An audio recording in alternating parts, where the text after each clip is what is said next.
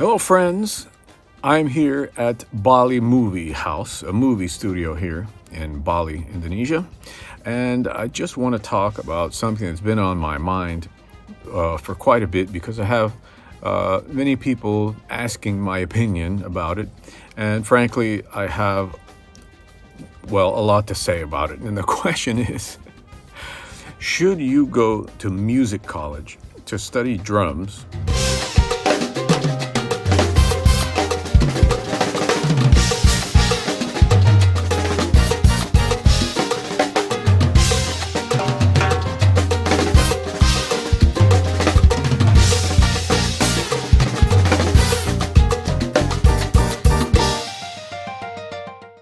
When music college costs $90,000 to get your degree, it's a huge, huge investment to make when you're talking about getting a music degree. You know, our industry has changed so much.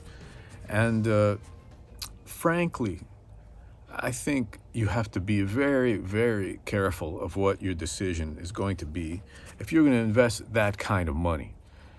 Drumming, has completely changed, as we all know. Now, let me tell you a little bit about why I have my opinions, okay? This is a beef I have with universities. And, on one level, I understand it. On another level, I think it's just really something that you should know about because it's going to affect your career, right? So as you know, I've taught in quite a few universities. I've done hundreds and hundreds of drum clinics all over the world, and I taught at PIT at MI for 12 years and Drummers Collective and schools and universities in India and Germany and Europe. So, I have a really good insider perspective of what goes on. So I'm just going to want to tell you this one story. It's very important. So one day at MI, I am subbing for Ralph Humphrey at a contemporary fusion class, right? And they had this assignment from Ralph, okay, that they had to play a song, a Palladium, right, from Weather Report. And you had to, prepare the song and come up and play it and it was part of your judging your performance and blah, blah. So I'm sitting there subbing for Ralph in this on this occasion. And everybody, is waiting in line to play the song. So this one guy gets up, he plays the song, he plays until, he's gets to this one section, and I stop him because he's not playing the part correctly, right? So I stop him, and everybody's in class, watching the whole thing. I say, hey, man, sorry to stop you, but you're not playing the part that you're supposed to play on this part of the song. He goes, oh, okay, I'll try it again. So I play the whole song over for him again. Now, mind you, everybody's still waiting in line. There's packed with students waiting for their chance to play in the class. So he gets to the same part of the song, and he doesn't play the correct part again. And I stop him, and I say, look, man, this is part of the song, and this is what Ralph says that he wants you to play. So this is Ralph's class, and I'm just repeating what he told me specifically, and this is the assignment, okay? Okay, so I'll try it again. Okay, so I give him another chance, but this time I start the song right on the part that he's playing the wrong patterns on, right? So I start the song, and he doesn't play the pattern, right? So I stop again, and I say, bro, you're supposed to play the pattern. You're supposed to play that part, okay? Just try to play the part this time. For some reason, I give him another chance 4 times, right? Everybody in the class is like rolling their eyes, going, this is completely wacky. This guy is taking up everybody's time. So I play the song, he doesn't play the part. And I'm like, dude, did you study the part? You know what you're supposed to play, right? He goes, I don't hear that part. That's not what's going on the recording. And everybody's jaw just dropped, right? I'm sitting there going, look, man, I gave you 4 chances, okay? Get up, let somebody else play, because this, everybody has to play. They have to have their chance. You don't want to play the part, okay, but everybody needs their chance to play. So, okay, everybody gets happy when this guy leaves, right? He leaves, instead of waiting and watching what the other students do, he leaves the classroom, right, all pissed off. I'm just recalling this, and I could tell you so many more stories about ridiculous behavior, but he closes the door of the room where everybody is, and all the other students cheer, right, that he's gone.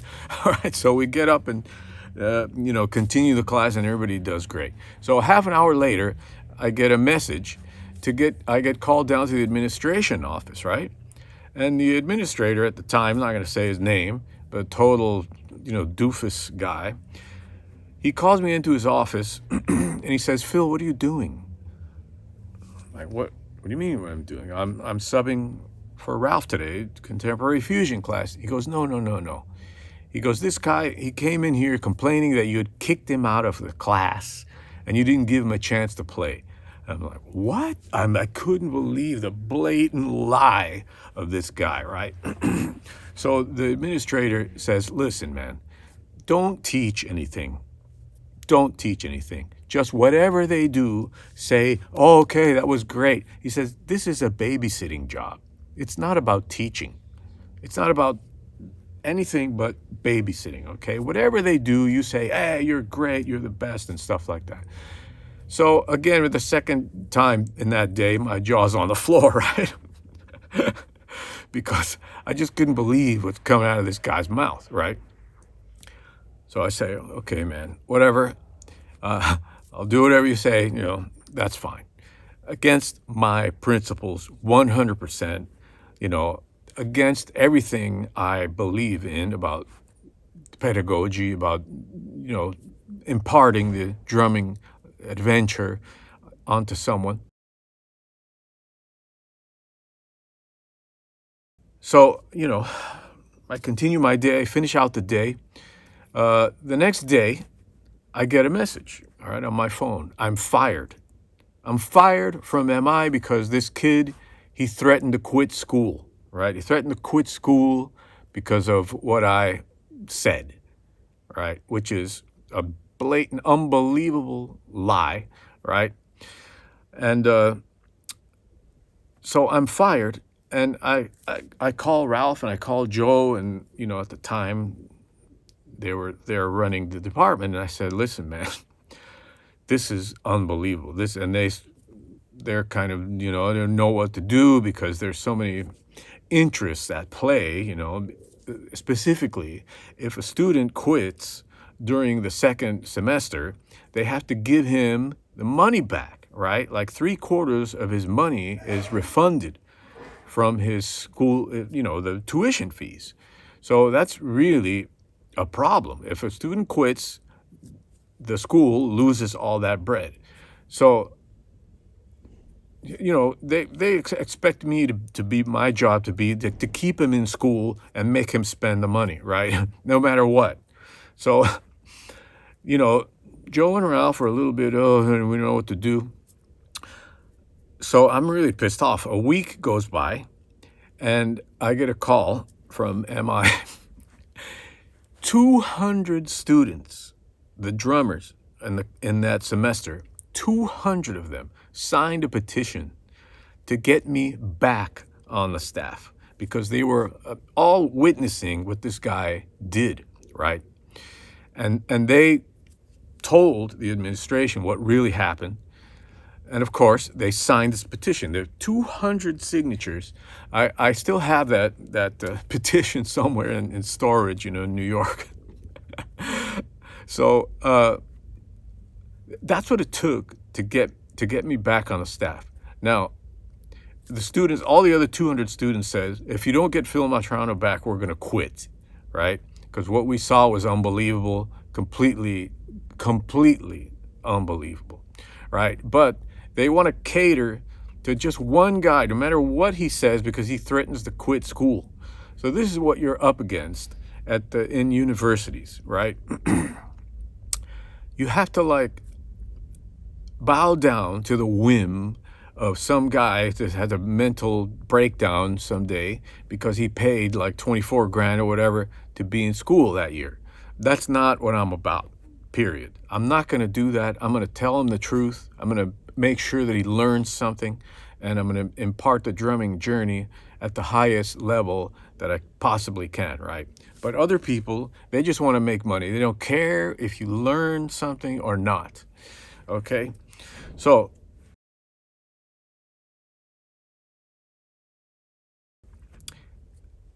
that being said, imagine paying $90,000 at Berklee or whatever to study like that. Would I do that if I were you? Absolutely not. I would not pay 90 grand to get a music degree at any university. Back when it was 15,000 bucks or 10,000 bucks. When I went to MI, it was 4,000 bucks for the entire year program. Imagine that. That's a whole different story. But 90 grand, I think that's an abuse. That's a complete abuse. And now with the technology we have today, my lesson site, for example, it's a blessing to have this information online, okay, in a situation like with my lesson site. And why do I know that? Because all universities now have their curriculum online too. They've realized the power of online learning. That being said, they don't have the access to me at these places. Like if you study with me on my online course, you have me all the time there for you, answering questions, email support, video support. And so you're not going to get that at Berklee, okay? You're not going to get that at any university online. All right. Now, is it the same experience, right, to go to a music college and study online? Of course, it's not the same experience. But I would say, knowing a lot of people that teach at colleges that can't play their way out of a paper bag, okay?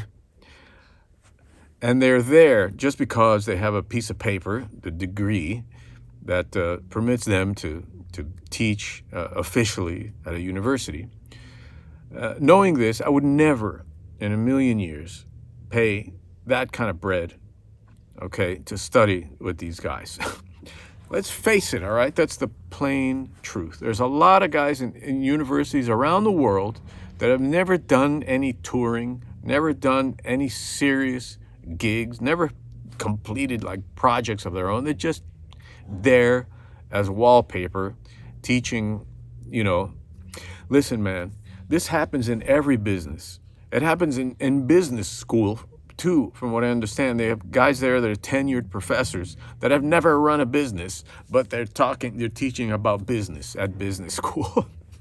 So it's like nothing out of this world uncommon. But I have a big problem when it comes to drumming and doing this, because to me, drumming is like a sacred thing. It's a very special thing to be a musician, and I have to draw the line when people come to me and ask me these types of questions. Should I, as you see, I'm getting kind of mad because it's so unjust, I think. So would I go to music college? Not at that price. Yes, the ensemble classes maybe are very beneficial, and being around drums every day, is beneficial. But if you have the determination and the guts and a good guide, all right, that's all you need. You don't need to pay 90 grand. I mean, that's a complete abuse, in my opinion, to study drums. And even if you go, I know, some of the students on my site are Berklee grads, and they're like, Man, I didn't learn, in these 4 years, I didn't learn what you taught on your lesson site, like the basic 3-bar cycles. And nobody taught us that, okay? And not only at Berkeley, at other universities too. I mean, now my curriculum is used in other universities. I wrote the curriculum for the university that I taught at in India. And like I said, my methods are used in many universities. So, it's something that you have to decide for yourself ultimately. But if I was super rich and I had money to throw away, then no problem. Go there for 4 years and have a good time and drink beer and do whatever you have to do. So is it good for contacts, right? Is it good for contacts to go to a place like that? My instinct would be to say yes, but what I see now, because I'm on tour all over, right? And I see these guys, they go to Berkeley or they go wherever, and they come back to their home country, and all they do is play with each other, right? They don't reach out to other musicians. They don't, integrate them. So they have this little clique that, I went to this college or went to that.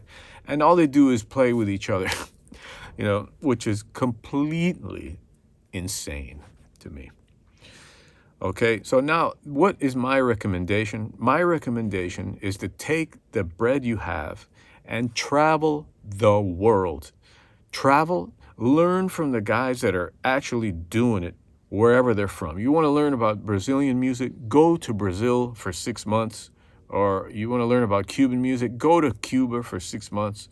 You want to learn about jazz, whatever? Go to New York, for 6 months. Study with the cats actually that are actually doing it in the trenches.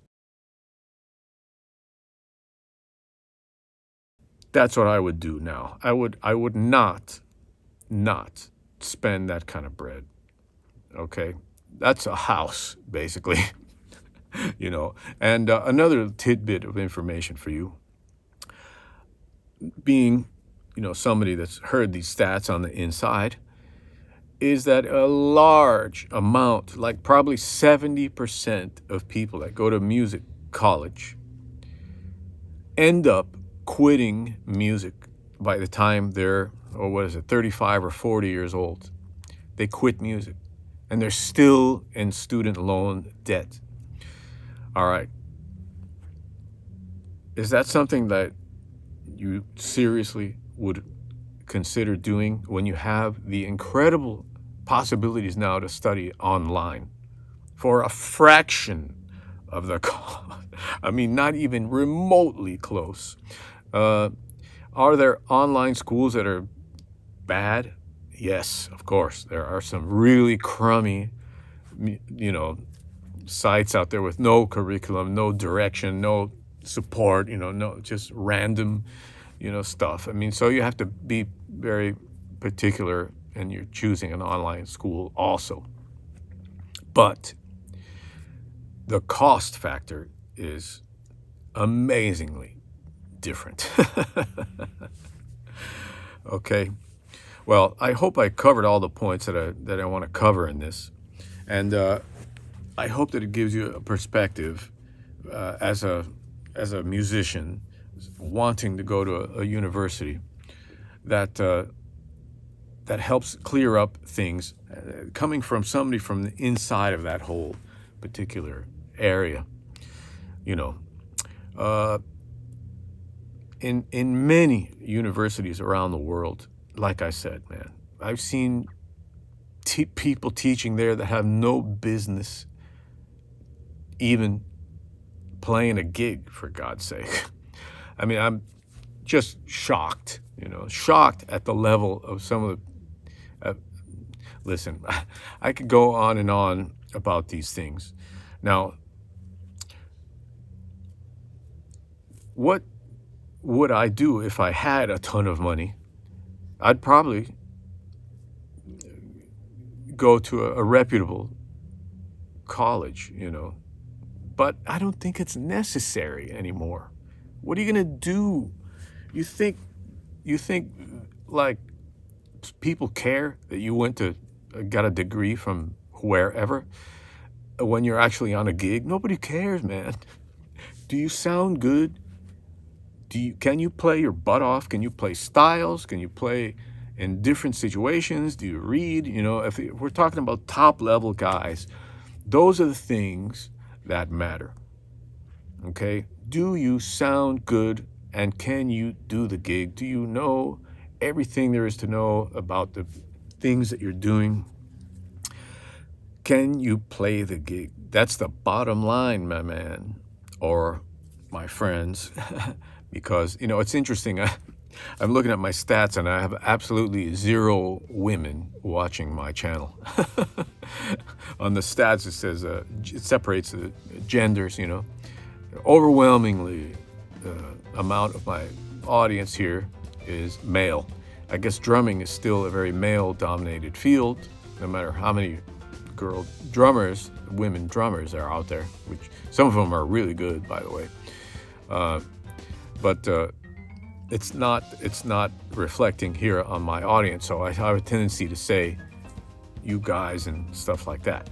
But for women, it's the same deal. I would say exactly the same thing. If you are, no matter what gender you are or age range that you are in.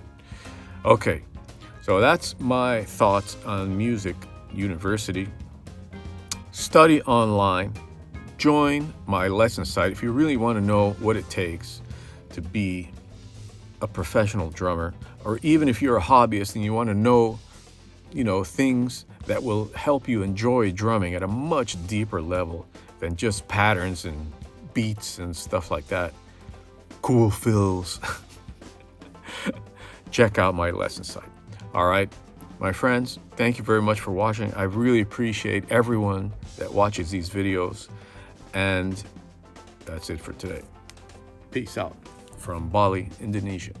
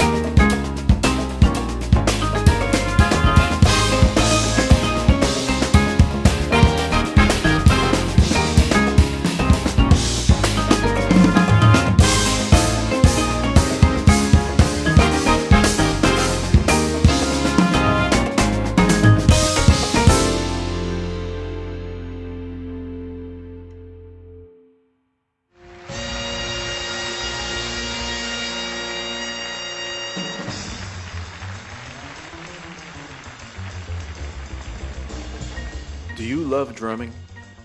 Whether you are an amateur or a pro, what defines your drumming will be what you put into it, the things that you're exposed to, the things in your culture, and the people you run across. If you love drumming, check out my lesson site, the most innovative curriculum in the world.